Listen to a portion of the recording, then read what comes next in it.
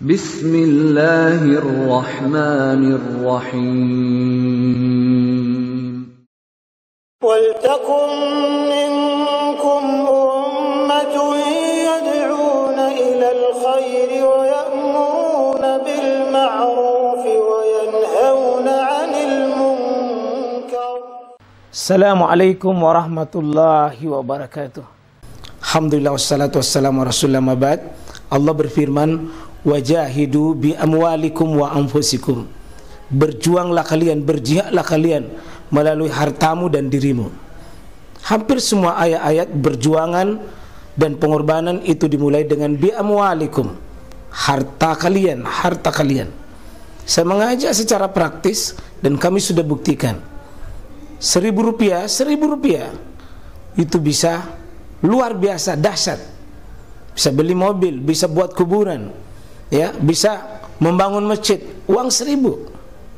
Mari kita satukan uang 1.000 kita. Nanti kami jemput di rekening ini, insya Allah bisa kita buat. Di rekening ini, insya Allah kita buat sebuah kekuatan umat dengan Rp1.000. Rp1.000 dahsyat. Alhamdulillah. Pembahasan kita sebelum salam dengan tentu penulisnya kita tidak asing lagi, ya, As-Sanani.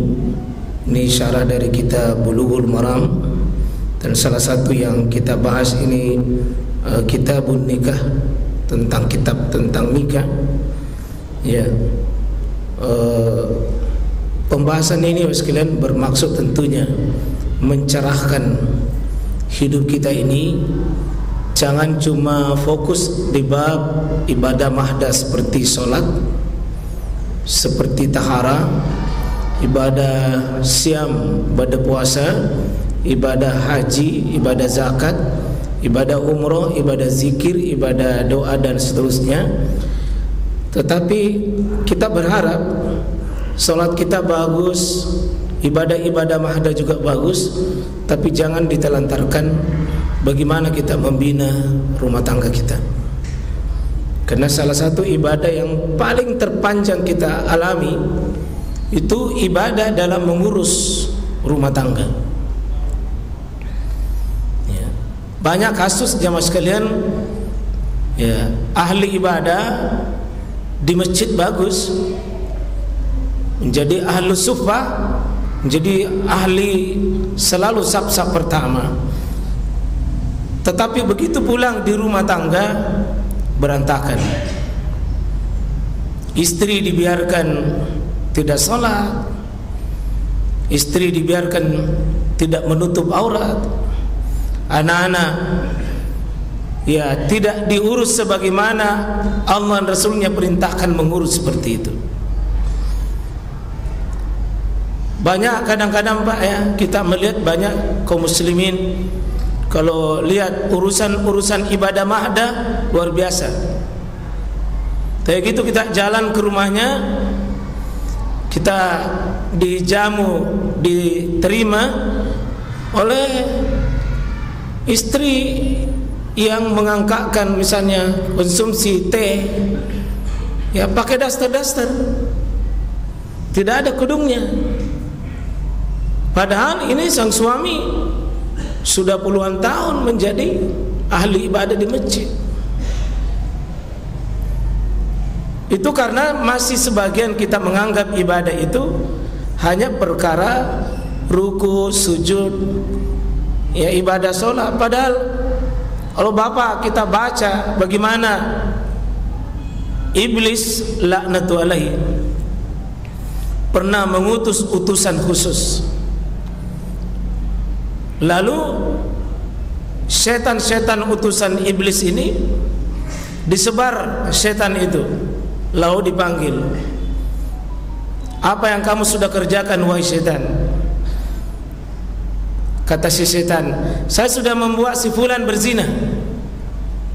Saya bilang, iblis belum seberapa itu. Saya sudah kau apa kerjamu? Saya sudah membuat iblis, saya sudah membuat si fulan itu meninggalkan sholat. Kau belum seberapa. Kau apa kerjamu? saya sudah membuat si fulan itu minum minuman khamar. Kau apa yang kau kerja? Saya sudah membuat si fulan itu mencuri. Dan disebutkanlah dosa-dosa besar itu. Terus kamu apa yang kau bisa lakukan? Saya sudah membuat hari ini si fulan cerai dengan istrinya. Apa kata iblis? Kamu yang hebat. Ini baru anak buahnya iblis. Jadi rupanya Pak, kalau kita lihat, ya meninggalkan sholat adalah dosa besar, curi adalah dosa besar, berzina adalah dosa besar. Tapi iblis lebih suka berantakan rumah tangga yang bercerai dibanding dengan hal-hal yang, karena ketika terjadi hubungan suami istri itu tidak baik, keburukan-keburukan di belakangnya itu banyak sekali. Oleh karena itu bab pernikahan ini insya Allah kita sama-sama belajar Pak. Kita laki-laki tentu bukan malaikat. Istri-istri kita bukan bidadari. Jangan puas bapak dan saudara kalau kita sudah menikahkan anak-anak kita. Tapi yang paling terpenting, sudahkah pernikahan anak kita ini, keluarga kita itu bernilai dan Allah ridhoi tentang pernikahan itu. Jangan kalau sekedar menikah Pak dan mengukur dengan banyaknya anak, itu saya kira bukan ukuran sukses dan ukuran gagal itu. Tapi bagaimana suami membantu istri, istri membantu suami dalam saling melengkapi kekurangan perjalanan rumah tangga, saya kira itu yang kita harapkan. Ini bab-bab pernikahan adalah kita saling memberi motivasi. Jangan diabaikan pernikahan. Dan sesudah menikah, bagaimana merawat pernikahan? Karena menikahnya gampang, 1 menit Pak, tidak sampai selesai itu.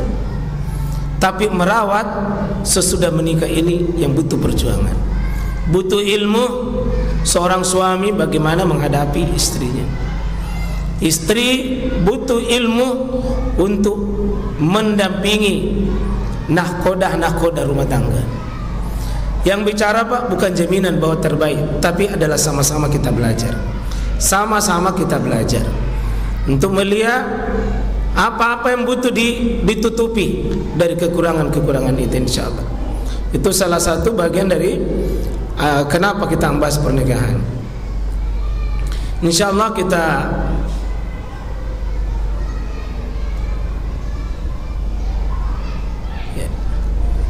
ini yang diambil oleh penulis di hadis kedua ini, oleh As-Sanani menulis ini sebagai hadis kedua yang diambil oleh Imam Ibnu Hajar Asqalani. Ya. Tetapi kalau kita lihat hadis ini adalah potongan yang tidak diambil utuh oleh penulis karena mungkin panjang.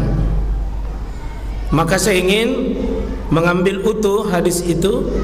Ya, ini utuhnya. Yang ini utuhnya. Kalau kitab aslinya tidak dimuat, ini saya dimuat. Ya, kita ambil yang lengkapnya supaya kita bisa mengambil banyak faedah kalau itu lengkap.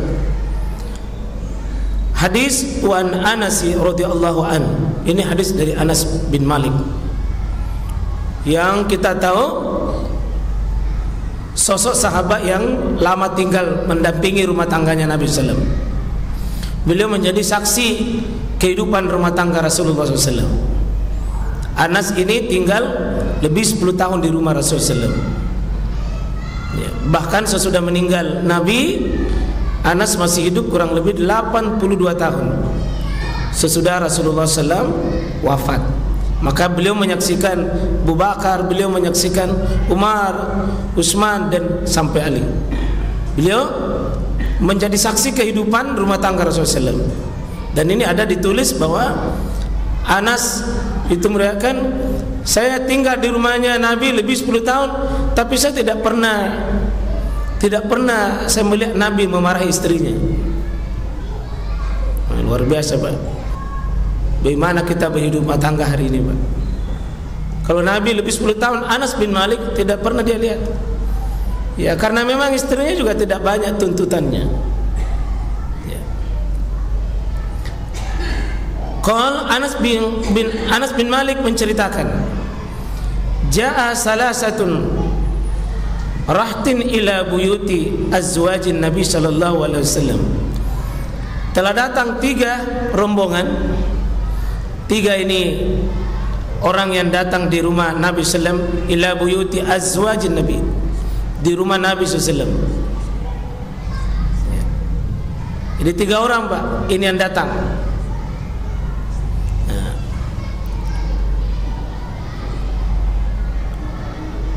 Semua 3 orang ini berbincang-bincang. Yas'aluna, mereka bertanya, an ibadatin Nabi sallallahu alaihi wasallam, tentang ibadah Nabi SAW.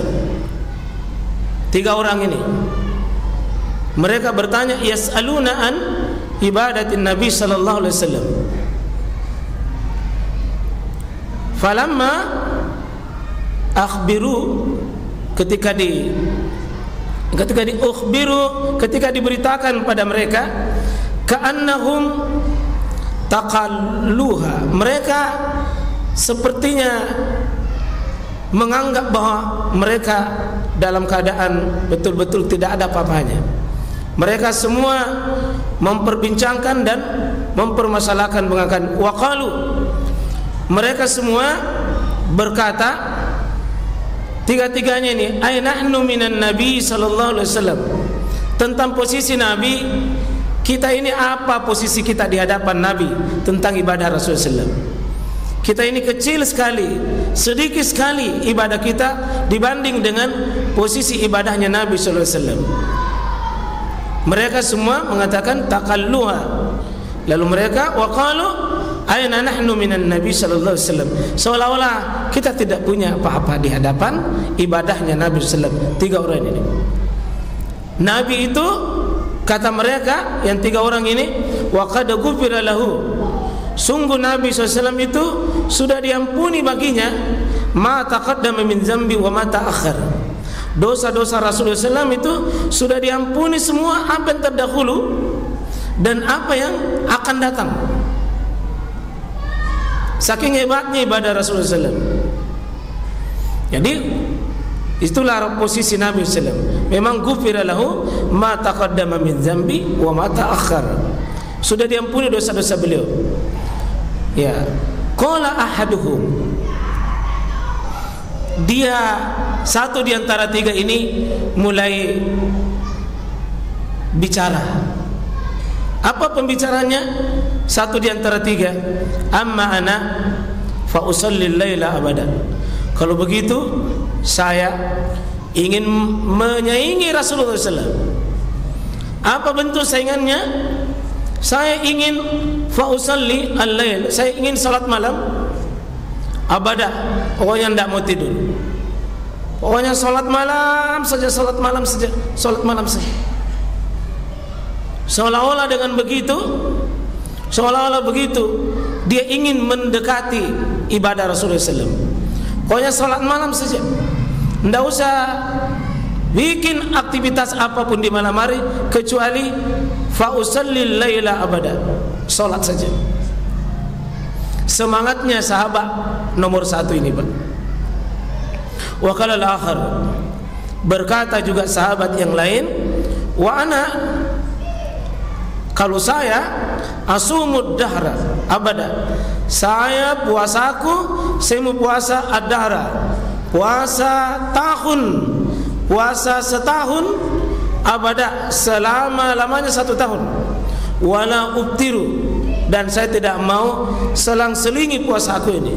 Saya tidak mau puasa, saya tidak mau berbuka 1 tahun puasa dalam rangka menyaingi Rasulullah, ibadah Nabi SAW. Sudah 2, Pak.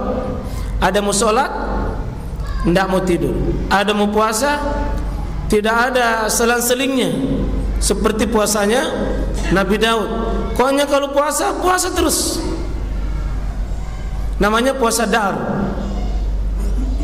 Ini puasa sepanjang masa namanya. Ini coba lihat apa semangatnya. Semangatnya ini, sahabat ini. Semangatnya. Wa qala al-akhar, ini yang ketiga lagi ngomong. Yang ketiga ini berkata, wa ana a'tazilun nisa. Saya lain. Saya menjauhi an-nisa, menjauhi perempuan. Pokoknya saya tidak mau dekat-dekat dengan perempuan, bahaya. Fala atazawwaju abada. Saya tidak mau menikah buat selama-lamanya. Kalau ada perempuan, ada istri, naganggu beribadah. Ini tiga-tiganya sudah takalluha, sudah mereka bicara semuanya. Tiga-tiganya Pak, bagus semua rencananya, semangatnya luar biasa, kebaikan dia mau rencanakan. Ada rencana mau sholat, tidak mau tidur, sholat tahajud. Tahajud. Ada yang mau puasa 1 tahun, hebat. Ada yang tidak mau menikah, tidak mau menikah, tidak mau mendekati perempuan. Dia melihat perempuan itu musuh yang harus dijauhi. Nah, ganggu jaki ibadah. Faja'a Rasulullah sallallahu alaihi wasallam ilaihi. Nabi ketemu dengan mereka, datangi 3 orang ini. Bisa jadi ini dipanggil ki. Sesudah melapor ke rumahnya Nabi sallallahu alaihi wasallam. Dipanggil bisa jadi atau didatangi 3 ini. Orang yang punya semangat beribadah sangat luar biasa, Pak. Faqal, Nabi berkata kepada mereka, antumul ladzina qultum kaza wa kaza. Kamu yang sudah bilang itu begini dan begini. Itu yang dimuat tadi. Itu yang dimuat oleh ini. Ini yang dimuat. Ya.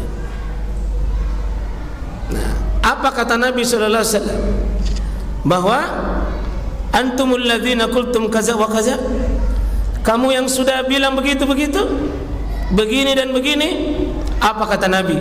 Ama wallahi, adapun saya ini, wallahi demi Allah, ini sesungguhnya saya la akhsyakum lillah, saya lah yang paling takut daripada kalian kepada Allah Subhanahu wa taala, wa atqakum ya lahu, dan saya orang yang paling takut kepadanya, saya yang paling bertakwa dalam beribadah kepadanya. Artinya ibadahku ini itu saya yang paling akhsyakum, saya yang paling atqakum. Akhsya paling takut, kalau atqakum paling bertakwa kepada Allah. Tidak ada lagi di atasnya. Sudah super ini. Lakinni, akan tetapi saya ini asumu, saya berpuasa, tapi wa aftiru, saya juga berbuka. Saya puasa, saya berbuka. Saya puasa wa uftir, saya juga berbuka. Tidak seperti yang kau rencanakan. Tidak seperti yang kau rencanakan. Lalu yang kedua kata Nabi SAW, wa usalli, saya ini sholat, wa arkud, dan saya juga tetap tidur nyenyak. Saya juga tetap tidur nyenyak. Saya juga tidur, saya juga sholat. Apa kata Nabi yang ketiga? Wa atazawwazun nisa, dan saya ini tetap menikah. Bahkan istriku lebih banyak daripada istrimu. Nanti di hadis-hadis berikut berapa istri Nabi SAW itu dibahas di bab nikah ini. Lalu Nabi umumkan kepada tiga-tiganya tadi itu, karena tiga-tiganya dicela puasanya, dicela salatnya, dicela tentang sikap untuk menjadi wanita. Nabi umumkan ini, dan itu yang sering dibaca di bab-bab tentang kalau ada imam menikahkan, ada penghulu menikahkan, ini diambil ujungnya hadis ini. Faman ragiba an sunnati falaysa minni. Barang siapa rogiba membenci an sunnati sunnahku, yakni sunnah tiga-tiganya tadi ini, sunnah tiga-tiganya tadi ini, ya, termasuk menikah, menikah, falaysa minni, maka bukan dia umatku. Luar biasa, Pak. Hadis ini sering sekali diumumkan ketika ada orang menikah. Faman ragiba an sunnati falaysa minni. Siapa membenci tentang sunnahku, ya sunnah yang tiga-tiganya ini, termasuk sunnah dalam pernikahan itu, ancamannya Nabi, falaysa minni, bukan umatku. Ya. Kalau Bapak baca kitab-kitab syarah dan kitab-kitab penjelasan tentang hadis ini, luar biasa makna yang dikehendaki. Kita syarah antara lain bahwa